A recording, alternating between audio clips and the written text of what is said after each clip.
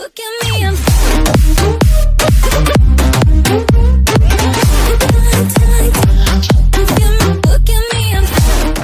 First-time NFL general managers who ultimately get fired always have a long list of things they would do different if given a second chance.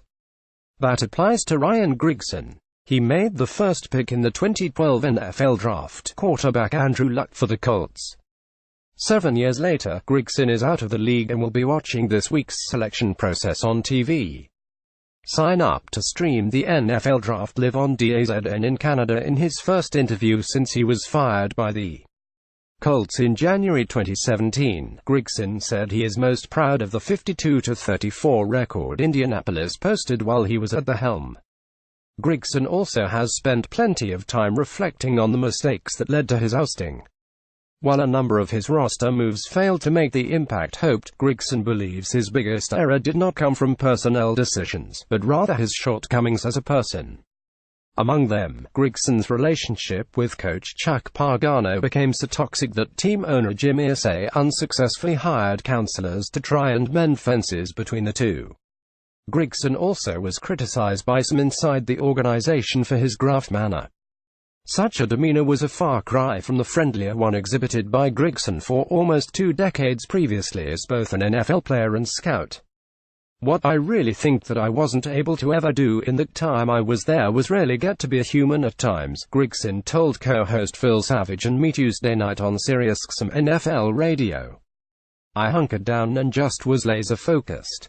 I probably should have pressed pause and took some time to breathe for a second and communicate better to let people in more. I was only like that with my inner circle. Grigson initially could get away acting in such an icy fashion because Indianapolis became progressively better in his first 3 seasons.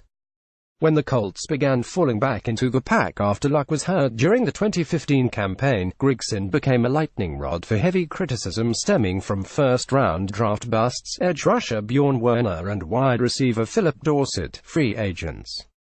That didn't prove worth the money. Wide receiver Andre Johnson and defensive end Trent Cole among them, a trade of a first-round pick to Cleveland for running back Trent Richardson and the team's inability to field even a decent offensive line.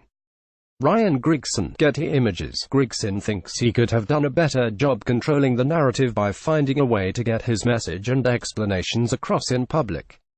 Maybe I blew it because I just never took the time to really establish relationships with the media, Grigson allowed.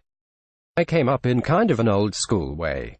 I thought you just have to win football games and you don't have to worry about doing those types of things. And I just never was a politician in that way. I just never felt like I had to. I think I paid a handsome price for when I was on my way out. Another different aspect for Grigson as GM was having full responsibility for making the team's picks as opposed to the hierarchy of the previous teams he worked for, St. Louis and Philadelphia, where the head coach had more sway or a committee approach was used.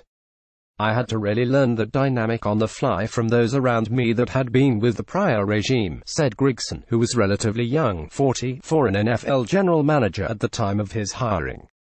It was just kind of foreign to me even from the get-go. There were so many things to learn.